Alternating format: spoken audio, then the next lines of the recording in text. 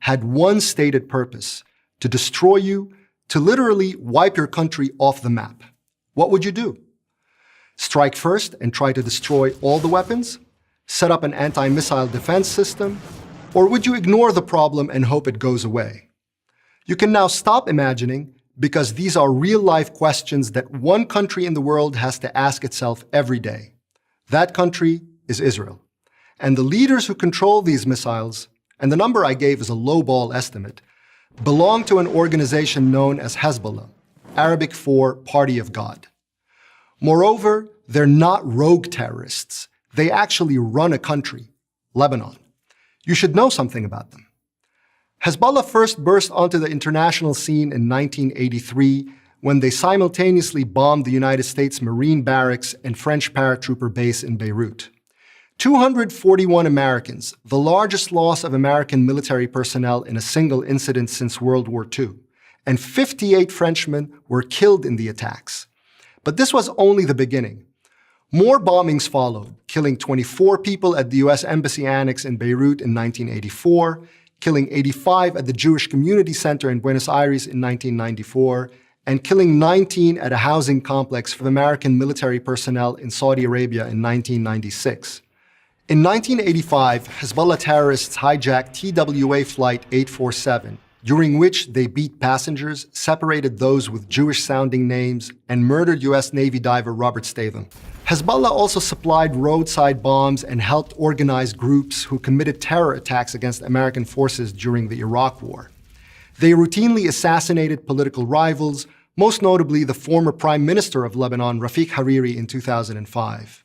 They provoked numerous border clashes with Israel, which escalated into a war in 2006, during which Hezbollah launched thousands of rockets at civilian targets.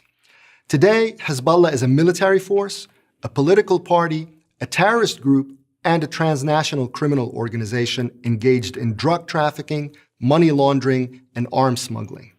But the most important thing to remember about Hezbollah is not Hezbollah, it's Iran. Hezbollah is an extension of Iran, and it operates under its command.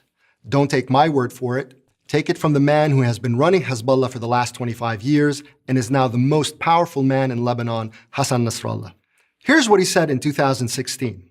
We are open about the fact that Hezbollah's budget, its income, its expenses, everything it eats and drinks, its weapons and rockets, come from the Islamic Republic of Iran.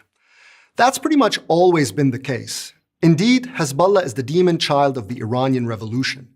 Its founders were Iranian revolutionaries who operated out of Lebanon in the 1970s. After overthrowing the Shah of Iran in 1979, they set up Hezbollah in Lebanon. This is why, in the early days, Hezbollah referred to itself as the Islamic Revolution in Lebanon. That definition still fits. In the 1990s, Hezbollah added politics to its resume. This led many scholars to claim that the group had abandoned its terrorist past and its subservience to Iran. If only.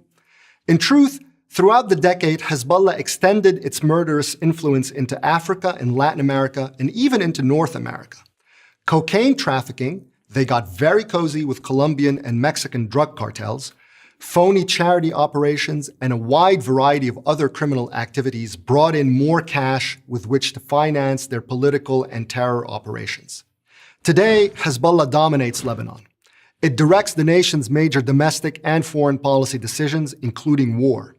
It has gained control of the Lebanese parliament, as well as its military and security agencies.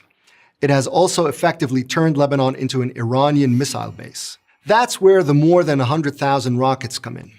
Iran is working to surround Israel with missiles capable of hitting anywhere inside the country, all while pressing ahead toward developing nuclear weapons.